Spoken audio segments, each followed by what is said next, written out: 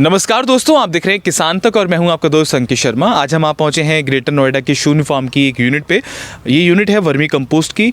इस dairy farm से जो भी निकलने वाला गोबर होता है, गौमूत्र होता है, उससे ये लोग केचुआ खाद बनाते हैं और अपने खेतों में उसको डालते हैं और ऑर्गेनिक फार्मिंग करते हैं। तो आइए इस फार्म का संचालन कर रही वैश्विक भसीन जी से बात करेंगे और जानेंगे कि कैसे ये एग्रीकल्चर को सस्टेनेबल बना रही हैं, क्या क्या चीज़ें ये लोग कर रहे हैं।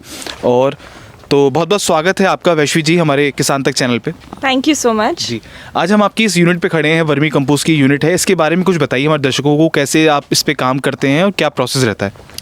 तो वर्मी कंपोस्ट हमने काफ़ी टाइम हो गया चालू किए हुए और इससे बहुत फ़ायदा हो रहा है। बिकॉज़ नंबर 1 हमें बहुत अच्छी क्वालिटी की खाद मिल रही है अपनी ज़मीन के लिए। और ये ज़मीन बहुत ही ज़्यादा बंजर है, जो मिट्टी है बहुत रेतीली है, इसमें बिल्कुल जान नहीं है। तो इस तरह की खाद बहुत ज़्यादा हमारे लिए यूज़फुल है। और जितना प्रोडक्शन आप केमिकल फर्टिलाइज़र से कर सकते हो, उतना ही इसको डाल के प्रोडक्टिविटी आ जाती है। जी। तो देश के जो किसान हैं उनको क्या बताना चाहेंगी, जैसे कि आप गौपालन भी कर रहे हैं, खेती भी कर रहे हैं और आपने साथ साथ अपनी खाद बनाने की एक यूनिट भी लगाई है, तो किसानों को क्या संदेश देना चाहेंगी अपने अनुभव के अनुसार कि जो आजकल लोग खेती किसानी करते हैं, बाहर से खाद लेकर आते हैं, दवाइयाँ लगाते हैं अपने खेतों में, उसके बाद भी उनकी ज़मीन उपजाऊ नहीं बनती, तो उनको क्या मैसेज देना चाहेंगी?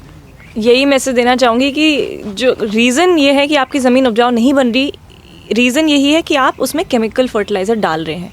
जितना ज़्यादा आप उसमें केमिकल डालते रहेंगे, उतनी ज़्यादा आपकी मिट्टी डिपेंडेंट होती जाएगी और उसकी जो गुण है, जो नेचुरल वो है, फर्टिलिटी है, उर्वरता है, वो ख़त्म होती जाएगी।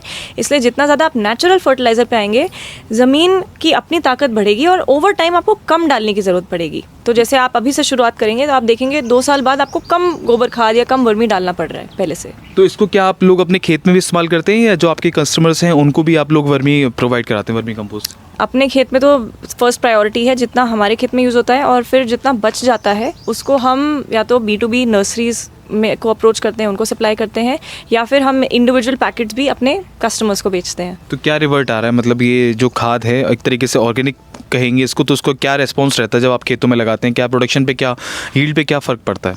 यील्ड जैसे कि मैंने बताया कि ओवर टाइम आपकी मिट्टी की जान बढ़ती है तो प्रोडक्शन भी बढ़ जाता है। स्टार्टिंग में क्या है कि हाँ, थोड़ा ये स्लो वे में स्टार्ट होता है कि जैसे अगर आप उसमें NPK कुछ भी डालेंगे, DAP, यूरिया, तो इमीडिएट स्पाइक आ जाएगा प्रोडक्शन में। इसमें थोड़ा टाइम लगता है। जैसे जैसे मिट्टी की जान बढ़ती जाएगी वैसे प्रोडक्शन लेवल आपका बढ़ जाएगा और एक टाइम पे आपका मैच भी कर जाएगा केमिकल तो फर्टिलाइजर। एक बार दिखाइए, क्या इसके अंदर अभी केचुए मौजूद हैं? लगभग कितना समय लगता है इस खाद को बनने में? 2 से 3 महीने का टाइम होता है इसको बनने में। और इसमें केचुए हैं और एक बार जब ये रेडी हो जाता है ना, तो ये चाय की पत्ती की तरह भुरभुरा सा हो जाता है। और आप देख सकते हैं, मैं ज़्यादा डिस्टर्ब नहीं करना चाहती, वो इधर आपको दिख रहे हैं केचुए, ये देखिए। तो इसमें केचुए मौजूद हैं और इस खाद को बनाने के लिए ना ज़्यादा इनपुट चाहिए भी नहीं होता है। आपको सिर्फ केचुए चाहिए, गोबर खाद चाहिए, एक शेडी एरिया चाहिए, आपको बहुत ही लो कॉस्ट यहाँ पे बेड्स बनाने हैं और मेक श्योर करना है कि इसका मॉइस्चर लेवल मेंटेन रहे, पानी की नमी बरकरार रहनी चाहिए। यस, और धूप नहीं लगनी चाहिए केचुए को।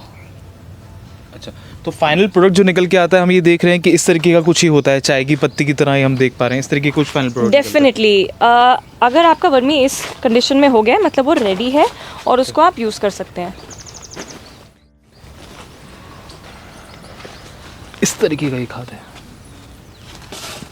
हाँ, इस तरीके का होना चाहिए। जब ये इस कंसिस्टेंसी का हो जाए, मतलब आपका वर्मी रेडी है, चाय की पत्ती की तरह। तो ये थी वर्मी कंपोस्ट की यूनिट शून्य फार्म की, जहाँ पर इन्होंने बताया कि कैसे ये देसी गाय का जो गौपालन कर रहे हैं उससे निकलने वाले गोबर, गौमूत्र से फिर यहाँ पर अपनी उसको लेकर आते हैं। यहाँ पर बेड्स बनाए हुए हैं और उसमें केंचुए की मदद से ये लोग वर्मी कंपोस्ट बनाते हैं। तो हमारे देश के किसान भाई भी ऐसी छोटी छोटी यूनिट लगाकर अपनी जो आय है, देश के प्रधानमंत्री बात करते हैं कि अपनी आय को किसान कैसे बढ़ाएं, तो इस तरीके की कुछ कुछ कार्य करके भी अपनी आय को बढ़ा सकते हैं। और खाद की जो खासकर समस्या रहती है देश के किसानों के लिए कि वो खाद और बीज के लिए बड़ा परेशान रहते हैं, तो खाद की कमी को भी वो इस तरीके की यूनिट लगा के पूरा कर सकते हैं। तो बने रहिए, देखते रहिए किसान तक। धन्यवाद। हमसे है दुनिया, हमें कुछ करके दिखाना है। मिट्टी मेरी, सेहत मेरी, खेती का नया जमाना है। किसान तक, खाना है तो उगाना है।